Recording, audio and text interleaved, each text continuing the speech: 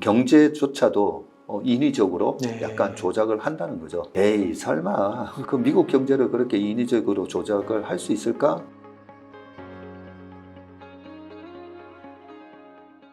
그동안에 금리 인상에 되게 시달렸잖아요. 네. 특히 작년 하반기에 엄청 시달렸었는데 금리가 이제 동결되면 어떻게 되나. 최근에 오바마, 네, 오바마 대통령 시절에 네. 당시에 금융위기 2008년도에 조지 W 부시 대통령이 네. 마지막 대통령을 하셨고요. 그 금융위기 와중에 브라크 오바마 대통령으로 넘어갈 때 네. 그때 금융위기에 나타났던 재무장관이 벤 버냉키였었죠. 버냉키. 네. 네. 그 벤 버냉키 전 의장님이 연세가 70세 되시는데 이번에 금리 이번에 7월 달에 올리고 나면 거의 다 올린 것 같다. 네. 이런 얘기도 해주셨고 그 다음에 페드의 거의 대변인 역할을 하는 닉 티밀하우스 기자라고 있잖아요. 네. 네, 그 기자가 기가 막히게 맞추더라고요. 이번에도 거의 한 달 전에 7월 달에는 또 한 번 더 올릴 것 같다 해서 깜짝 놀랐었거든요. 아니 6월 달에 동결하면서 끝난 거 아니야? 이라고 그때 뭐 동결하고 끝나는 거 아니야 했더니 7월에 한 번 더 올릴 수 있다 했는데 이번에 또 7월에 올리고 근데 그 닉 티머하우스 기자도 이제는 금리 인상이 끝난 것 같다. 그렇군요. 네. 그렇게 얘기하면서 그 기사 제목에는 왜 페드가 인플레이션에 있어서 이제 성공했다 이런 얘기를 못하는가 하면서 못하는 이유는 아직까지 고용이 너무 타이트하잖아요. 네, 그 얘기 언급하긴 했지만 전반적으로는 이제 페드가 원하는 물가 수준까지 이제 떨어지면서 더 이상의 금리 인상은 없을 것 같다. 올 네. 연말까지는. 그렇게 얘기했는데 그러면 금리 인상이 중단되고 나면 주가는 이제 빠지는 거 아닌가? 네. 뭐 이런 걱정들도 많지 않습니까? 그죠? 그런데 2019년도에 2018년 연말에 12월 달 12월 21일인가 뭐 그때 마지막 9번째 금리 인상이 있었고요. 네. 그때도 2018년 10월, 11월, 12월 주가가 그때 나스닥이 8,000에서 6,000까지 빠졌던가. 네, 그렇고 S&P 500도 그때 20% 빠졌었거든요. 그 정도로 이제 단기적인 충격을 받았었는데 네. 그러고 나서 금리 인상을 딱 멈췄더니 2019년도에 막 랠리가 시작됐거든요. 네. 그 부분을 한번 보여드리면요. 강세장이 도래했는데도 왜 내 주식은 안 올라가지? 이제는 강세장이라고 했을 때 기본적 분석과 기술적 분석을 동시에 할 줄 알아야 되는데 이게 참 말처럼 쉽지는 않습니다. 기술적 분석을 겸비를 했을 때 정말 투자의 고수가 되고 강세장에서 돈을 벌 수가 있고 약세장에서 내 돈을 지킬 수 있는 그런 수단으로 쓸 수가 있습니다.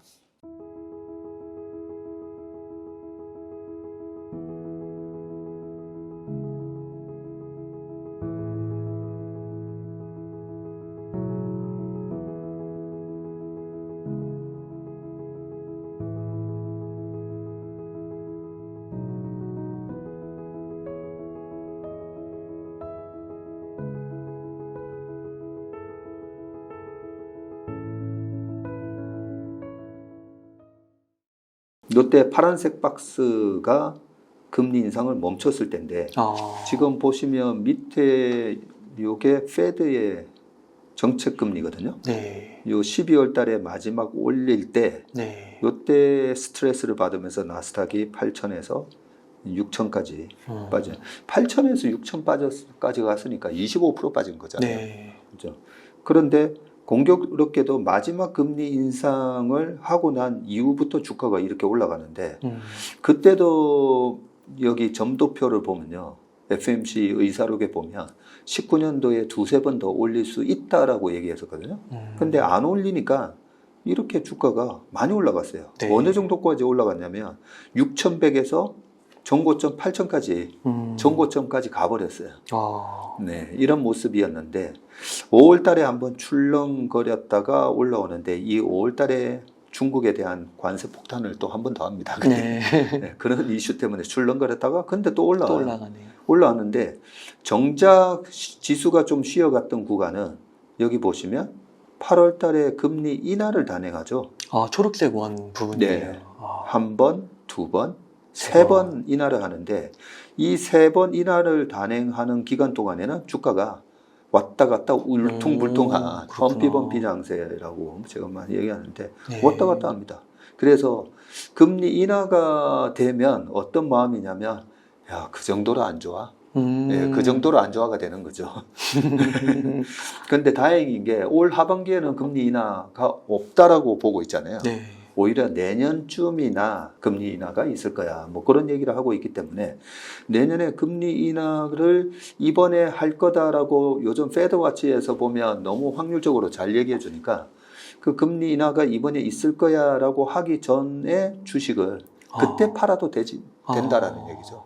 네. 네, 그래서 이번에 7월 26일 날 목요일 새벽자로 이제 금리 인상이 마지막 단행되면 5.5%가 되고 네. 그러고 나서 오히려 주가는 조금 더 세게 갈 수가 있고 2019년도에도 경기나 뭐나 다 안 좋았어요. 아, 이때 그렇군요. 계속 미중 무역 분쟁 갈등이 있었고요. 네, 그런 상황에서도 전고점까지 회복을 네. 했다는 거죠. 이걸 좀 기억을 해둘 필요가 있을 것 같습니다. 아, 이게 금리 인상을 하고 멈추고 또 금리 인하를 하고 이게 금리 인하를 하면 보통 주가가 날아간다고 설명하는 분들이 많은데 꼭 그게 공식처럼 되는 건 아니네요. 그러니까요. 아. 그리고 말씀하셨으니까 금리 인하를 단행했던 게 네. 그러면 요때 당시에 3번 인하했었잖아요. 네. 3번 인하했는데 세 번째는 또 주가가 막 이래 올라갔었어요. 그러네요. 2.25에서 2.5, 0.25, 0.25, 0.25에서 다시 1.5를 만들어 놨는데 네. 세 번째 금리 인하했을 때는 오히려 충격이 없이 계속 올라갔잖아요. 네. 그 왜 올라갔냐면 미중 무역 분쟁 갈등에 드디어 합의가 이루어지는 얘기들이 오갑니다. 네. 네, 그 얘기들이 오가면서 2019년 11월 달에 있을 예정이었던 칠레 에이펙 회담에서 트럼프랑 네. 시진핑이 만나서 드디어 합의를 할 거다. 그러면서 그 전에 사전 작업이 이루어져요. 그 사전 작업이 이루어지는 얘기가 10월 달부터 막 얘기가 나오고요. 네. 그러면서 금리 인하를 단행했음에도 불구하고 조만간에 미중 무역 분쟁 갈등에 대한 봉합이 이루어지면서 이제는 1년 반 스트레스 받았던 도대체 중국에다가 투자를 해도 되는 거야 안 되는 거야 라는 불확실성이 해소되면서 주가가 올라갔다라고 보면 되고요. 실제로 그때 사진을 제가 가져왔는데요. 2019년 12월 14일 날 미중 1단계 무역 합의가 이루어집니다. 네. 구체적인 내용은 점점점 하면서 농산품을 더 사라는 트럼프의 압박이 먹혔다라고 하면서 그때 사전 작업이 이루어지고 그 다음 1월 달에 이제 최종 발표를 하는데 지난해 12월 15일부터 시행 계획이었던 1,600억 달러 규모에 대한 관세 부과를 철회한다. 라는 발표가 나오고 이런 발표를 앞두고 이제 주가가 막 올라가고요. 그리고 중국에서는 4개 부문에서 향후 2년간 2천억 달러 제품을 구매하겠다. 미국산 대두부터 해가지고 여러 가지 이런저런 걸 사준다라는 얘기가 나왔던 게 바로 이때였습니다. 그러면 한편으로 생각해 보면 아니 저렇게 합의할 거 왜 스트레스를 그렇게 2018년부터 19년 동안 왜 저렇게 스트레스를 줬을까? 보면 2018년 6월 달에 340억 불에 대해서 25% 관세, 2018년 8월 달에 160억 달러에 대해서 25% 관세 이런 식으로 했었거든요. 네. 실컷 이렇게 해놓고 왜 2020년 1월 달에 전격적으로 이런 합의를 하는가? 네. 그게 바로 요 다음 페이지 때문에 그렇다는 거죠. 미국 대통령 임기 3년 차였어요. 그때. 트럼프가 16년 11월 8일인가 대통령 선거에서 이기고요. 네. 네, 그러고 나서 대통령이 되고 나서 그러면 2016년도 11월에 됐으니까 17년이 1년 차죠. 네. 18년이 2년 차. 네. 그리고 19년이었는데 3년 차. 근데 지금 보시는 표를 보면 1948년부터 2008년 미국 대통령 임기와 연평균 주가 상승률이거든요. 네. 대통령 3년차가 압도적으로 좋아요. 22.34. 네. 네. 압도적으로 좋은데 그러면 17년, 18년, 19년, 19년이 압도적으로 좋아야 되잖아요. 네. 그게 왜 압도적으로 좋을까? 재선을 해야 되니까. 예, 정치적으로 이렇게 경제조차도 인위적으로 네. 약간 조작을 한다는 거죠. 네. 에이, 설마 그걸 그 미국 경제를 그렇게 인위적으로 조작을 할 수 있을까? 그 바로 옆에 표를 보시면요. 미국 대통령 임기 연도별 경제 성장률이거든요. 네. 1년 차, 2년 차, 3년 차, 점점 4년 차. 2년 차가 제일 안 좋아요. 네. 2년 차를 꾹 눌러놨다가 3년 차, 4년 차에 이렇게 가는 거군요. 인위적으로 한다는 거죠. 왜냐하면 재선해야 되니까. 아. 그런데 재선해야 되는데 경제를 어떻게 보면 1년, 2년, 3년, 4년 연속 경제가 계속 좋을 수는 없잖아요. 그러니까 2년 차에 꾹 눌러놨다가 3, 4년 차에 드라마틱하게 확 살려가지고 기억을 좋게 만드는. 네, 기억을 좋게. 그런 이슈 때문에도 바로 보시면 좀 전에 2019년 이 모양이 네. 2018년도에 금리도 9번 올리고 중국에 대한 관세 폭탄을 때리면서 이렇게 주가를 일부러 인위적으로 눌렀다라고 저는 생각을 해요. 네. 그러고 나서 이렇게 올라가고 네. 요때 당시에 트럼프가 2020년 초까지요. 네. 주식 시장에 대한 얘기를 트위터에서 엄청나게 얘기합니다. 네. 자기가 당선되고 난 이후로 지금 뭐 신고가가 나고 있고 주식 시장이 얼마가 올랐고 막 그런 자랑을 엄청 하거든요. 네. 그 자랑을 계속 하면서 2020년 11월 대선 때까지 끌고 가려고 했었었죠. 네. 근데 코로나가 터지는 바람에 가지고. 우리가 완전히 도루묵 됐다고 그러죠. 네. 코로나가 아니었으면 재선 당선율이 네. 높아졌을 수 있겠네요.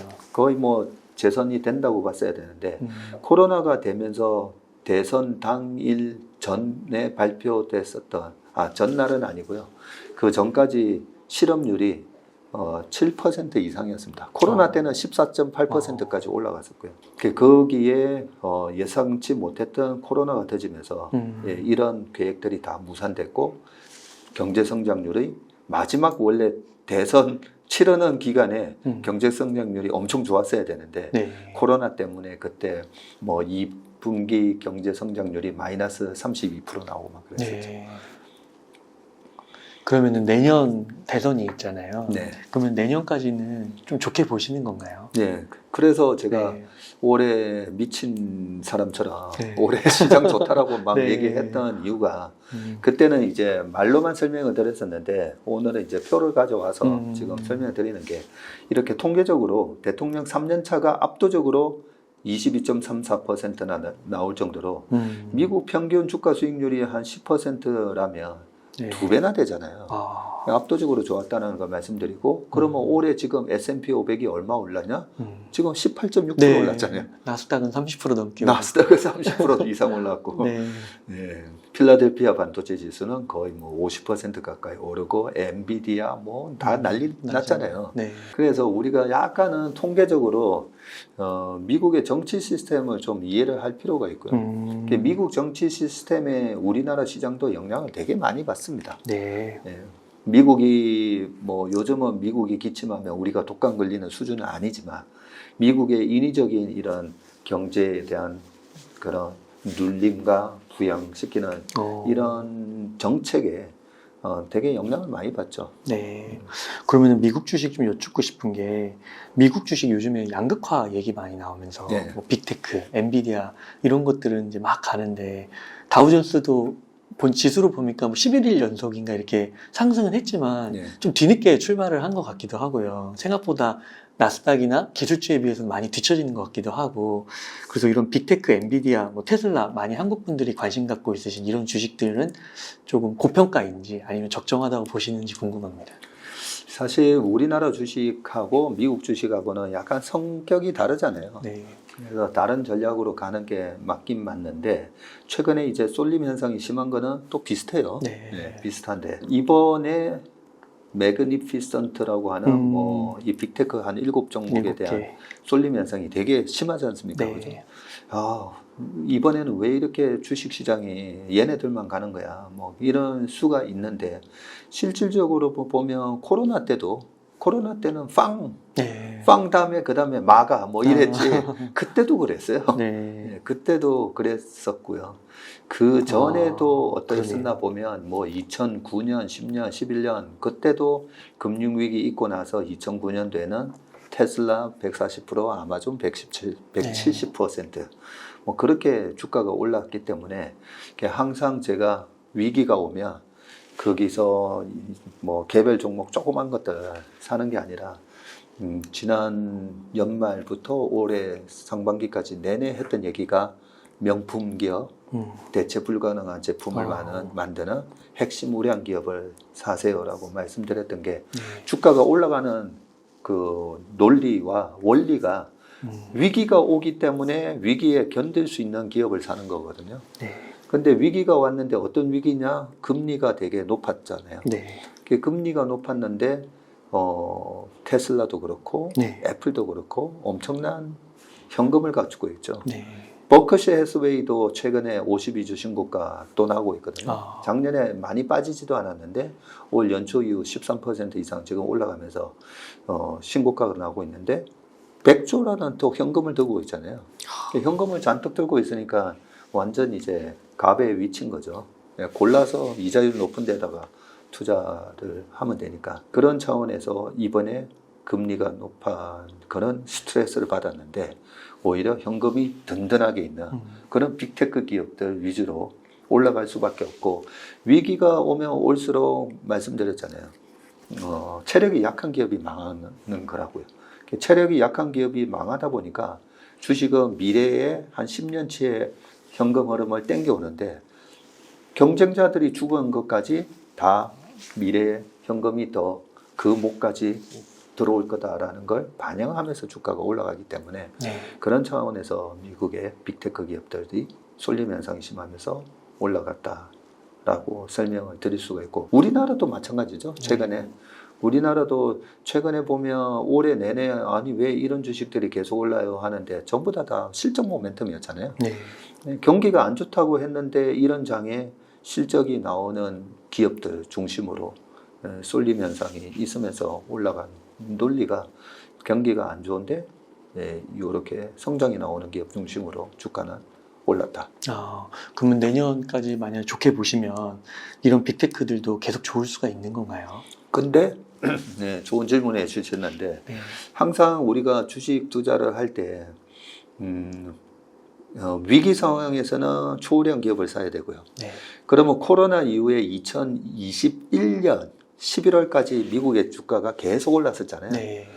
계속 올라가면서 뭘 해야 되냐면 밸류에이션을 체크해야 되는데 코로나 때 주가가 많이 빠졌을 때도 밸류에이션 체크를 했었어야 되고요. 왜냐하면 너무 싸니까. 초우량 기업을 싸게 살 수 있는 기회를 줬으니까. 하지만 주식은 이렇게 작년과 같은 상황에 초우량 기업이 70%씩 빠졌잖아요. 그게 왜 빠졌겠어요? 비싼데 금리도 올라가고 불황 온다니까 주가는 언제든지 빠질 수 있는데 그러면 작년에 안 빠진 주식들도 있었죠. 어떤 주식들이 안 빠졌죠? 다우에 있는 헬스케어 필수 소비재 안 빠졌죠. 미국의 헬스케어는 필수 소비재나 마찬가지예요. 왜냐하면 경기가 불황이라도 어차피 거기는 필수적으로 소비를 해야 되니까.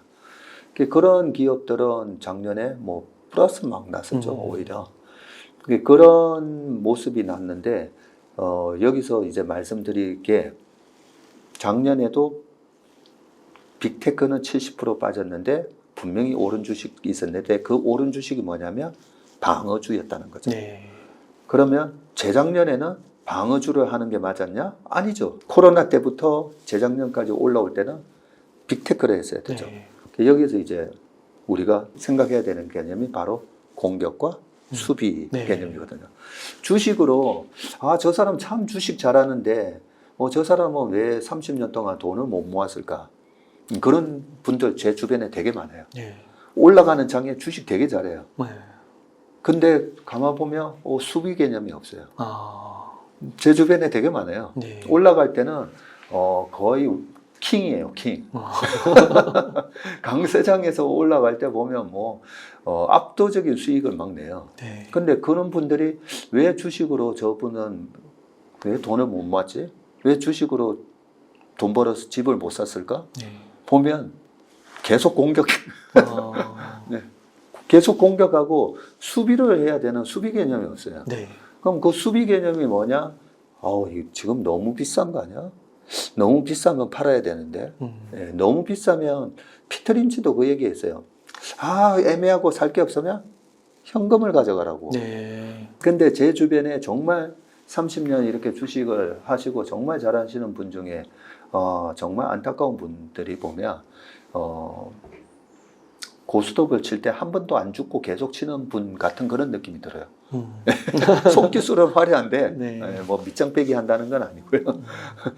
죽어야 될 때랑 내가 쳐야 될 때 그 개념이 없는 부분인데, 그래서 이제 지금 빅테크에 대해서도 분명히 우리가 이제 밸류에이션 체크를 해야 되는데, 테슬라 70배예요. 네. 그죠? 네. PER 70배. 야, PER이 70배면 어떤 의미냐면 성장이 70%? 못해도 50%는 나와야 돼요. 아, 못해도. 네. 그런데 테슬라가 지금 270불까지 올라왔는데 아니 올 초에 101불까지 갔었어요. 100불. 그럼 100불 갔을 때는 왜 100불에 왜 팔았어요? 네. 그 30이고 막 이랬었는데. 그렇게 막 100불에 막 파는 때 뭐 채팅창이나 이렇게 제가 보면 80불 갈 수 있다. 막연한 80불 갈 수 있다. 뭐 이런 얘기부터. 근데 그런 공포감에 빠졌던 이유가 가격이나. 네. 그렇죠. 네. 그리고 작년 말까지 중국의 전기차 보조금 이제 지급 중단. 네.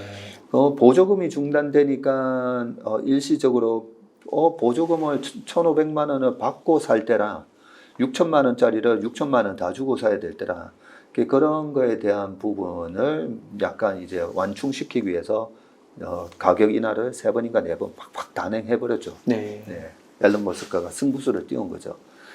그런 조치인데도 사람들은 두려워해서 이 차가 안 팔리나 보다. 네. 그러면서 PER 20배 때까지 주식을 팔았던 거죠. 그 100불대에서 이렇게 조사를 해보면요. 이거는 말도 안 되는 이제 밸류에이션이 멀티플이 적용됐던 거고요. 올해 테슬라가 작년에 130만 대, 그 전에 95만 대, 그 전에 한 57만 대, 그 전에 뭐 30몇만 대 이렇게 왔으면 올해는 그러면 130만 대에서 저렇게 가격 인하를 해야 될 정도로 하면서 차가 안 팔리나? 네. 근데 차는 계속 판매 예상치 보면 180만 대 예상이었거든요. 그리고 가격을 인하해 줬으니까 마진은 떨어져도 차량은 팔리죠. 근데 마진도 안 나오고 팔면 뭐예요? 라고 하는데 우리가 테슬라에 열광했던 이유가 뭐예요? 나중에 그렇게 깔린 차에서 구독 서비스로 소프트웨어 네. 계속 팔아먹는다는 거잖아요. 네. 아니 그런 플랫폼의 가치를 보고 테슬라 투자를 해놓고는 왜 차량은 40% 성장을 하는데 PER을 저렇게 멀티플을 낮게 주지? 그래서 테슬라도 그렇고 엔비디아도 마찬가지죠. 엔비디아도 110불 찍을 때 보면 70배, PER 70배 같은 엔비디아가 20배 때까지 온 거예요. 네. 아니 AI 세상에 안 옵니까? 그죠? 네. AI 세상에 안 오느냐? 저는 그것도 보면 참 그 20배 때에서 저렇게 엔비디아 주식을 싸게 팔아주다니 너무 감사한 거죠. 네, 그런 것처럼 우리가 항상 바닥에서 막연하게 두렵고 그리고 위에서 지금이라도 쫓아가야 되는 거 아니냐 막 이렇게 포모 현상이 일어났을 때 어떤 걸로 중심을 잡아야 되냐면 밸류에이션으로 중심을 잡는 겁니다. 그래서 테슬라 70배 여기서는 저는 뭐 3개월 전 얘기랑은 지금 완전히 이제 다른 얘기를 하죠. 70배니까요. 네. 70배니까 여기서는 출렁출렁하면서 250불 밑으로 240불, 230불 뭐 그렇게 떨어지면 또 사야 되는 거지. 여기서 쫓아 사야 되는가? 진작에 사시지 뭘 270불 또 사시려고 그런가라는 말씀을 드리고요. 엔비디아도 마찬가지고요. 그리고 나서 이제 지금 S&P 500의 전체 500개 기업의 평균 PER이 지금 4,500 기준으로 20배가 됐어요. 20배. 네. 이번에 3,500까지 떨어졌을 때는 EPS 추정치도 떨어졌지만 PER 15배였거든요. 네. 15배. 아니, S&P 500 그동안에 우리가 스파이 사겠다고 막 지수 스파이에다가, 그죠? 곱하기 뭐 2배, 3배짜리 또 살려고 하셨는데, PER 15배의 S&P 500의 지수를 산다? 땡큐인 거죠. 근데 지금 20배가 됐는데, S&P 500의 한 20년 평균을 보면 한 17배 정도거든요. 네. 그러면 평균보다도 지금 위로가 있죠. 한 15% 비싸게 거래되는 그런 시기 때문에 여기서는 조금 차분하게 보시는 게 맞는 것 같고, 최근에 다우가 11일 연속 상승을 네. 했어요. 그럼 이런 현상은 왜 일어나는가 보면 올해는 나스닥 중심으로 랠리였었잖아요. 작년에 반도체 지수가 48% 빠졌거든요. 네. 50% 빠졌어요. 많이 빠졌는데 그 안에 엔비디아도 있고 뭐 좋은 반도체 기업들 다 들어가 있다 보니까 지금 반등이 쫙 올라왔었잖아요. 네. 쫙 올라오다 보니까 뭐냐면 올해는 이제 공격해야 될 때니까 나스닥 반도체 기업들 이런 걸 샀던 거고요. 네. 근데 지금 S&P 500 기준으로 PER 20배랬죠. 그러면 20배면 밸류에이션을 하는 사람 입장에서는 야, 비싼 주식을 갖고 있는 것보다 이제는 공격 앞으로 전원 공격하라라고 했다면 전원 공격하라 해서 내 돈의 100%를 전부 나스닥 지수에 질렀다면 지금 펀드 매니저들 입장에서는 야, 요 밸류에이션에서는 야, 30%는 자, 일단은 후퇴. 네. 후퇴해서 어디다? 다우다. 예, 지금 그래서 저는 다우가 5일 연속, 6일 연속 이렇게 오르는 거 보면서 약간은 이제는 포트폴리오 변화가 또 수비수를 한 30% 세우는 그런 느낌을 봤습니다. 그런 전체적인 이제 맥락을 이해를 하는 게 맞는 것 같고요. 그러면 왜 수비수를 지금 세울까? 가장 큰 이유는 일단은 밸류에이션이 좀 네. 애매한 위치에 왔다는 거죠. 자, 그러면 여기서 이 나스닥 성장주가 지난번에는 근데 24배까지 갔었잖아요. S&P 500 24배 갔었잖아요. 네. 그죠? 그럼 24배는 왜 갔었냐? 금리가 낮았으니까. 네. 네, 그래서 여기서 이제 더 올라가려면 10년물 국채금리가 지금 3.8 어정쩡하게 왔다 갔다 하거든요. 네. 그러면 아까 2019년 차트를 보여드렸는데 2019년도에서 페드 금리는 동결했잖아요. 네. 근데 10년물 금리는 빠르게 떨어졌었어요. 네, 10년물 국채금리가 그때 당시에 3.2에서 한 1.5까지 떨어져요.